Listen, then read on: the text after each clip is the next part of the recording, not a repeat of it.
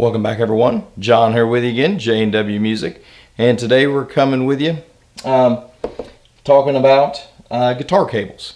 So we've had several folks that kind of asked us, what do we like as far as our guitar cables, some things that we carry, things that are out there as far as brand, materials they're made out of. So we thought we'd bring you a few examples and kind of show them to you today.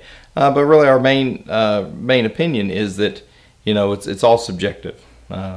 Everybody likes what they like, so you just really need to try a few different brands and see what's best for you. Because there are some that are fabric covered, and of course we have a few examples of those and a few different manufacturers that have those. So like I say, you can get some that are a little bit stylish. Some of these kind of houndstooth, black and white. Kind of a maroon and tan, and then this blue and black. So and of course the standard, most everybody's familiar with the standard black cable. But whether or not you go with like this is the Peavey series by Peavey. We do have some Planet Wave as far as for examples. We got some other ones. This is an Epiphone brand. And other things to look for, or even the tips, whether or not you've got some of these that are, as far as you can unscrew them, and if the connections become unsoldered, you can resolder and repair them. If it's at the tip, some of them have right angles, where some of them got, the straight on both sides. So those are things to look for. This particular Planet Wave, you can't repair it. So if something goes wrong with the tip, that's it. So some of them are a little cheaper than others as far as to be disposable. Some of these, like this one, is repairable. Like I say, you've got some brand here, so if you got the Hosa, then like I say, you can do that, and it's standard. Like I say, now this is a heavy duty one here, and this one even has as far as gold connectors on it. So if that's something you want, gold is a little bit better conductor. So like I say, if you want to spend the extra money, and this particular one does also have the right-in also on it.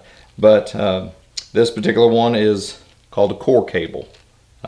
So like I say, if you want to check out their particular brands, but it is a thicker gauge with gold tips. So gold is a better conductor, and then you also have some of these other brands here. So and this particular one here is Monster cable. So as far as the Monster cable, a lot of people are familiar with those, whether or not you go to standard speaker wire, HDMI, anything like that. So I mean, that's what they do for a living, is make cables. So whether or not you want to go with a manufacturer like Planet Wave, who's owned by D'Addario, that do a lot of music gear.